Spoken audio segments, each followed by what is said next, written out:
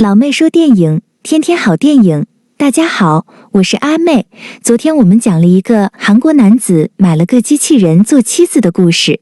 今天这个故事，男主是个白人。男主妻子去世，本想买个机器人代替，不料酿成大祸。在一个早晨，这个女人从柜子里拿出一把电吹风，里面泡澡的丈夫还不知道情况发生什么，她放慢脚步，慢慢靠近，然后给她插上电，按下按钮。男人看到女人诡异的动作，有点害怕，可下一秒，吹风机就被扔进澡盆里，男人瞬间抽搐不止，那小手还不认命地挣扎着，但很快就没了动静。原来男人是一个家暴狂，他每天的必修课就是把妻子按在地板上，一拳一拳地发泄情绪。哟，好像不对呀。再看看女人脸部还有线头露出，表情更加僵硬恐怖，没有喜怒哀乐，两只眼睛呆滞无神。原来女人是一台人工智能机器人，在未来科技下 ，M 公司发明了这种高科技产物，它们还可以量身定制，功能就跟活人一模一样，有体温，有呼吸，甚至还有感情思想。但 M 公司显然不知道自己的产品出现了问题，而这边男主打算跟妻子下礼拜去旅游，不幸在地下车库遇到责任，妻子也在这次事故中不幸去世。事后男主整天浑浑噩噩度日，好在有大姐帮忙照顾。这天男主出门，隔壁大胡子带女友向他表达关心，还介绍他叫安娜，也是一台智能机器人。他递给男主一张该公司的名片，晚上男主打开电脑，输入卡片上的网址，了解了产品的介绍功能，于是就花了昂贵的码内定制了一款。没多久就收到一个包裹，是 M 公司送过来的控制器和 U 盘。接着他把生前妻子的视频、语音和日记传给 M 公司，很快公司根据男主的要求把模型制作好。再看看躺着的机器人小美，简直就是本人。这天晚上 ，M 公司为了给男主提前体验，于是便进行了语音通话。男主接听后，他尤为吃惊，因为对面的声音跟已故妻子的声音太像了，这让他开始幻想早点说到这个机器人。不过很快工作人员就带货上门，打开箱子。里面是机器人的各个部件，男主拿起一只机器手在那里思考，这怎么介绍的不一样，硬邦邦的手也没有皮肤的弹性。此时工作人员告诉男主，这个智能机器人首次要先充满电，之后电池将利用太阳能自动充电，还有在后期使用过程中，肢体各部位的僵硬会慢慢软化变得自然。男主很认真地给机器小美洗了个澡，再给她放在床上。但此刻邻居家的机器人安娜正在预谋着什么。晚上一个女人坐在那里，她好像在计划什么。另一边，躺着的女人突然睁开眼睛，原来他们都是智能机器人。这时狗子趴在了男主身上，他看着旁边的狗，眼睛瞪得贼大，很吓人。他把靠近男主身边的不明东西都当成一种威胁。再看看刚刚的机器人，他们之间可以相互传递信息，这种现象极其危险。白天，男主跟好朋友光头提起自己买了智能机器人，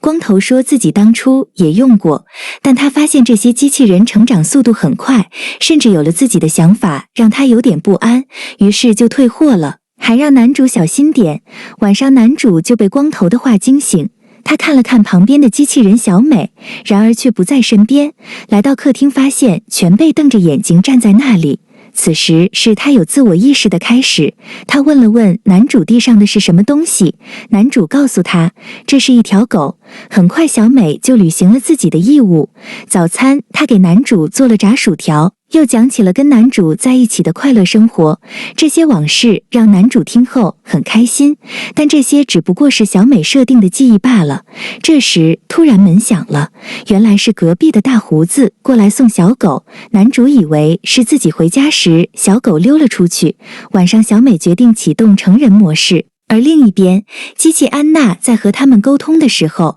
狂欢一夜醒来的男主发现小美又不在身边，来到客厅，看见她正在上网。男主好奇地问她在看什么，小美回答道：为什么人类要相互残杀和破坏环境？他在网上搜了几百万页都没有找到答案。男主摇摇头，因为他也不知道该如何回答。此时的他开始对小美产生了芥蒂，上班前告诉他今天会有维修人员。男主走后没多久，小美看着吵闹的小狗，一步一步地走向他，接着一板脚下去，给他踩死了。而就在此刻，门被敲响了，房间里一名维修工四处查看，他不是在查看故障，相反打开抽屉翻了一下没有，在果盘下面他发现了马内。原来这才是他的目的，因为他知道身边的这个人是一台机器人，他更加的肆无忌惮起来。这时小美说，工程师的工作就是修理。此时维修工发现拐角处被踩死的小狗，有点害怕的他决定离开，但被小美上前阻拦，结果一个大嘴巴子扇在他脸上。可此刻小美说了一句骇人的话，她一直都想知道人类脑瓜里装的都是什么。于是上手按住他的头，嘎嘣脑瓜子就这样给他卸下来。没多久，男主的姐姐来这里，可进屋后，他发现男主的妻子竟然活了，这把他吓得直接晕了过去。听到男主的解释，才知道这是定制的机器人，但他极力反对男主用这种东西，说这些话让小美认为这个大姐就是个威胁。另一边，男主发现小狗不见了，便出门去找。此刻大胡子来到男主家，他很坦然想跟小美打扑克牌，还说以后会把安娜退回去换一个，但这些话被隔壁的安娜听见了。没想到一台智能机器人还流下了眼泪，可不料这边小美一把掐住了他的脖子，他拼命地从屋里爬了出来，以为没事了，可安娜正在门口等着他，一把就给他拉了进去，然后用手给他失去了光明。另一边，小美听见大家和光头计划把自己退回去，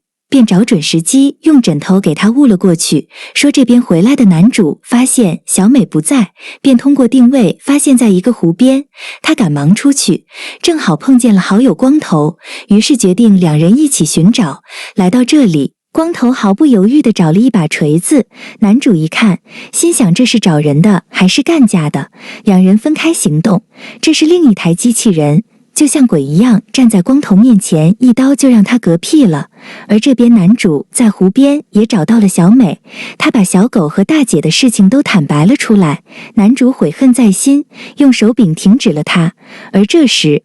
刚刚的那台机器人跑了过来，男主也想给他停止，但显然一台标配一个手柄，他只能赶忙逃跑。没多久，他就发现被害的光头，危机时刻正好工作人员赶来停止了这台机器，他还告诉男主要把脖子上的芯片拿下来才行。于是他来到湖边准备取下时，突然小梅醒了过来，接着一拳把男主打晕过去。等他再次醒来时，发现大姐、光头还有维修工都变成了机器人。他掏出了工作人员给他手柄控制住了小美，然后取下芯片。有时候你想保持失去的美好，但其实是在伤害自己的同时，也在侵害别人。好了，故事到这就讲完了。喜欢阿妹讲的电影就点个赞吧，也别忘了订阅老妹频道啊。我们下期见，拜拜。